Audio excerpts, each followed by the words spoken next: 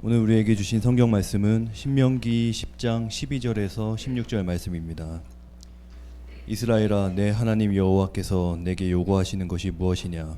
곧 내 하나님 여호와를 경외하여 그의 모든 도를 행하고 그를 사랑하며 마음을 다하고 뜻을 다하여 내 하나님 여호와를 섬기고 내가 오늘 내 행복을 위해 내게 명한 여호와의 명령과 규례를 지킬 것이 아니냐?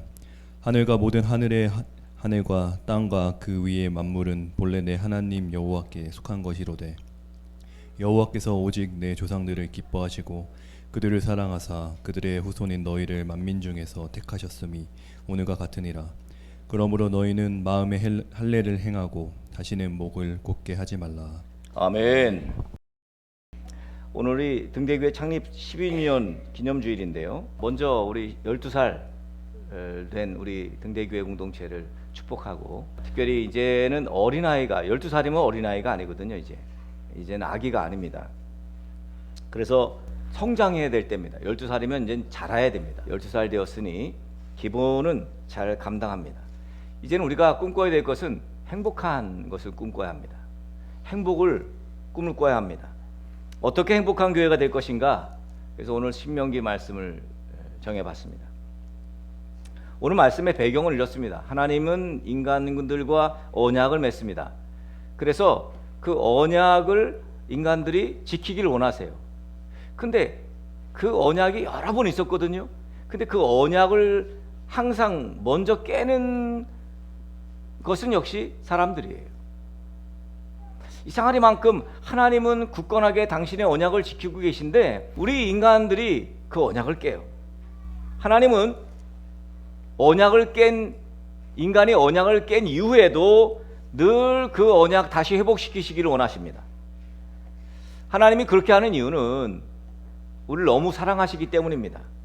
오늘 읽진 않았지만 이 신명기 10장의 시작은 어떻게 시작됩니까? 모세가 돌판 2개를 네가 만들어 와라. 그리고 이 산에 올라라. 그러면서 처음에 모세가 깨뜨렸던 그 돌판에 썼던 것과 똑같은 말씀, 십계명이죠. 그 말씀을 그 돌판에 새겨주겠다고 그렇게 말씀하십니다. 우리가 알듯이 출애굽기 32장에서 모세가 시내산에 올라서 십계명을 받습니다. 돌판에 쓴 십계명을 받아요. 그리고 너무 감사하죠. 이게 바로 하나님과 우리 이스라엘 백성들의 언약이니까. 그래서 가지고 막 내려와서 이제 백성들에게 하나님께서 우리에게 언약을 주셨다고 막 기뻐 뛰면서 전달할 생각하고 왔는데, 내려왔더니 광야에서 지금 어떻게 하고 있어요? 우리를 애굽에서 이끌어낸 하나님 신을 만들어 다오. 그래서 아론이 어떻게 합니까? 여러분 다 금을 가져오세요 해가지고 금을 가지고 와서 금송아지를 만든 거예요. 하나님이 제일 싫어하는 것이 우상을 숭배하는 건데, 하나님이라고 금송아지를 만들어 놓고 금송아지가 우리를 애굽에서 인도하내신 하나님이야 라고 하나님이라고 말하면서 섬기고 있는 그 작태를 모세가 지금 시내산에서 내려와서 본 거죠. 너무 화가 났죠. 저라도 그렇게 했을 겁니다. 그 돌판을 깨트려 버립니다. 결국은 이스라엘 백성들의 불순종으로 하나님과 이스라엘 백성 사이에 언약 관계가 깨진 겁니다. 모세는 이스라엘 백성들의 죄를 지적하고 그들을 위해서 또 하나님께 간구합니다. 하나님과 이스라엘 백성 사이에 화해를 위해 힘썼어요. 모세는 하나님께 하나님의 자비와 하나님의 용서를 구합니다. 그렇게 하나님은 자비로우심으로 용서하시고 오늘 돌판을 다시 가지고 와라. 그래서 하나님께서 출애굽기 32장에서 하셨던 것처럼 그대로 돌판에 십계명, 하나님과 이스라엘 백성들 사이의 언약을 허락하셨습니다. 모세에게 하나님이 이렇게 말씀하십니다. 가서 백성을 인도하여라. 내가 그들에게 조상에게 약속한 땅으로 그들을 데려가 그 땅을 차지하게 하리라. 결국은 행복한 삶을 약속하신 것입니다. 참 자비하신 하나님입니다. 그러면서 오늘 본문의 말씀이 시작됐어요. 하나님께서 행복한 삶을 약속하시면서 내가 너희들한테 요구할 것이 있다, 그렇게 말씀하십니다. 뭘 요구하십니까? 첫 번째 12절에 보니까 하나님을 경외하라고 말씀합니다. 경외하라. 하나님을 경외하라. 이 말을 우리 식대로 표현하면요, 조금 표현이 다를 수 있겠습니다만 하나님을 두려워해라, 이런 말입니다. 하나님을 우습게 여기지 말라, 이거예요. 두 번째는 하나님 원하시는 것은 하나님의 도를 행하라는 거예요. 하나님의 도를 행하려면 여러분 뭘 선택해야 하는지 아십니까? 내 이익을 포기해야 돼요. 내 이익 포기하는 것을 선택하셔야 돼요. 손해봐야 합니다. 하나님의 도를 따르려면 손해봐야 돼요. 하나님의 도라는 건 뭐예요? 하나님의 말씀입니다. 하나님의 말씀을 따르려면 손해봐야 돼요. 이것을 제가 늘 여러분에게 말씀드리는 말씀으로 해석하면 좁은 길로 가셔야 돼요. 좁은 길 그냥 가셔야 됩니다. 좁은 문으로 들어가야 됩니다. 하나님이 명령하신 길이 바로 좁은 문이고 좁은 길입니다. 비록 좁고 힘들어요. 피곤합니다. 그렇지만 그 길로 가라시잖아요. 하나님의 도를 따르라고 하시잖아요. 그럼 과감히 따라야 합니다. 말씀 큐티하는 거, 이거는 사실 필수입니다. 그리스도인들의 필수. 내게 시간적, 물질적, 체력적 손해를 보겠지만 그렇지만 기도하고 전도하고 복음 전하고 말씀대로 사는 거, 이것은 마땅히 해야 될 일입니다. 마지막으로 하나님 요구하는 건 뭐예요? 하나님을 사랑하라는 거죠. 하나님을 섬기되 마음을 다하고 뜻을 다하고 그렇게 하나님을 섬기라는 거예요. 그래서 순종이 제사보다 낫다고 말씀하신 거죠. 근데 우리는 참 핑계가 많아요. 이유는 단 하나예요. 속사람이 변화되지 않았기 때문입니다. 그리스도인이라고 하는데 실상은 믿지 않는 사람처럼 그렇게 행하는 거죠. 구원받았다고 하는데 하나도 변화되지 않는 사람이라면 지금 심각하게 잘못된 것입니다. 오늘 그러면서 이스라엘 백성들은요, 할례만 받으면 돼, 이렇게 말합니다. 우리는 하나님의 백성이야, 그렇게 자기를 위로하죠. 여러분, 마음의 할례, 오늘 말씀에 나오죠. 마음의 할례를 받아야 하는데 몸의 할례만 받는, 이건 완전한 할례가 아닙니다. 마치 이거예요. 내가 샤워를 하잖아요. 그럼 내 죄가 사해진 것처럼 생각을 해요. 아니, 샤워했는데 내 몸은 깨끗해집니다. 그렇지만 내 죄는 그렇게 씻는 게 아니에요. 할례를 받았다고 해서 마음의 할례까지 받은 건 아닙니다. 여러분, 구원이라는 것은 죄를 씻지 않으면 구원을 받을 수가 없어요. 그러니까 죄가 가까이 있어서는 구원이라는 것은 언감생심 꿈꾸지 말아야 합니다. 우리 어릴 적 부모님이 우리에게 그렇게 하지 말라는 게 많았잖아요. 야, 술 먹지 말아라, 담배 피지 말아라, 싸우지 말아라, 공부 열심히 해라, 일찍 자고 일찍 일어나라. 지금도 부모님들 자녀들에게 똑같은 말을 합니다. 핸드폰 그만해라, 이제 그만 자라, 밥 먹어라, 교회 가라. 자녀들은 이러한 부모님들의 참견을 잔소리라고 말합니다. 그런데 왜 이렇게 하라 마라 참견하는 걸까요? 부모들이. 하나님도 똑같습니다. 행복해지라는 거예요. 행복해져야 하기 때문입니다.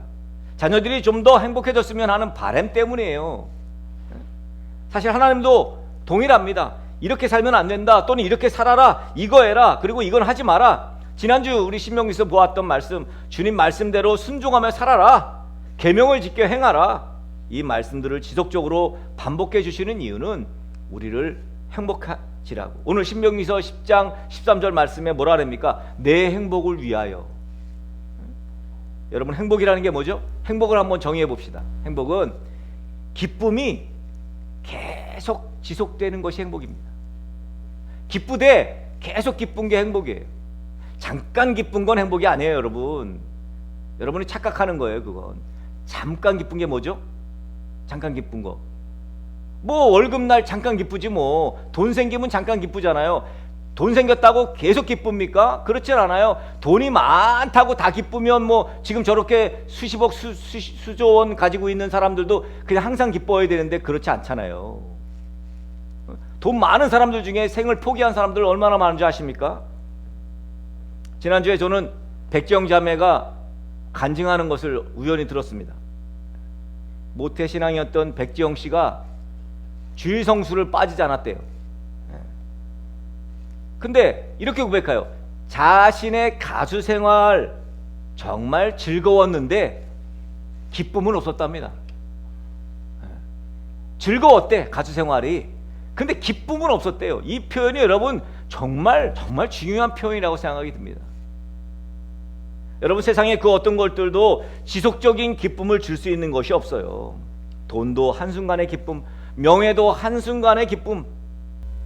여러분에게 기쁨을 지속시키려고 하나님께서 여러분에게 믿음을 주신 거예요. 할렐루야. 그 믿음으로 기쁨을 지속하셔야 됩니다. 또한 행복은요, 불행이 없는 것이 행복이 아닙니다.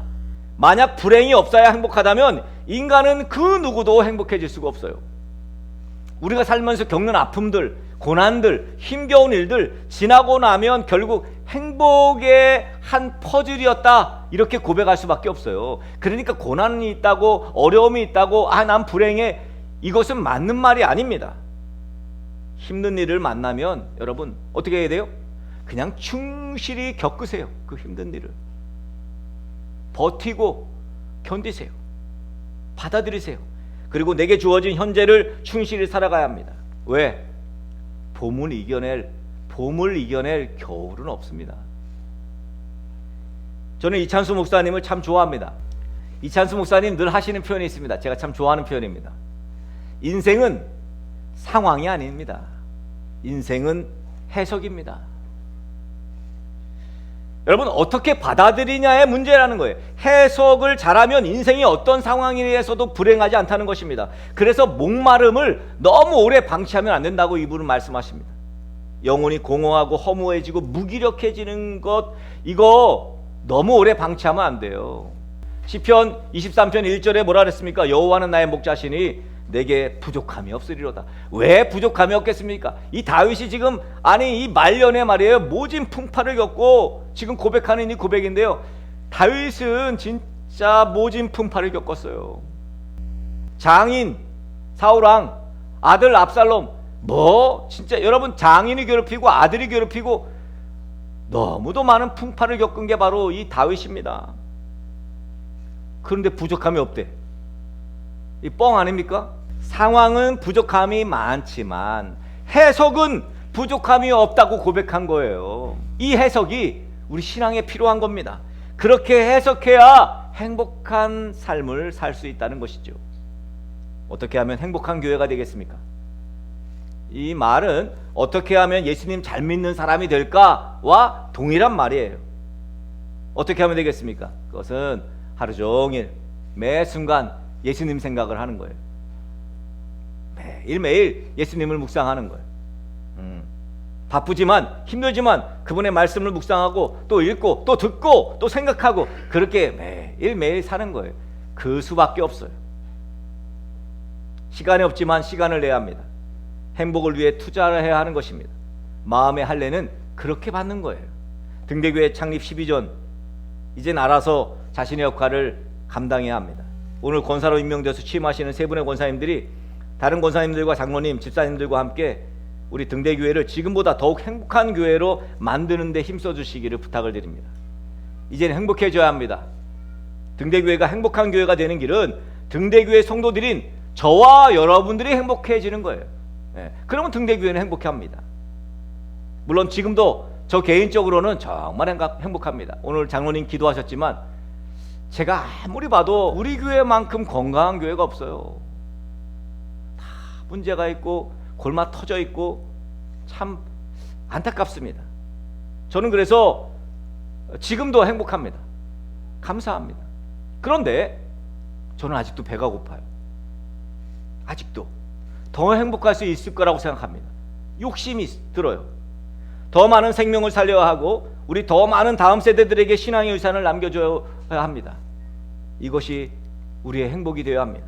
창립 12전을 맞이하면서 그리고 권사님 세 분을 임명하면서 등대교회 공동체가 더 행복한 교회가 되기를 결단합시다. 그래서 복음을 전할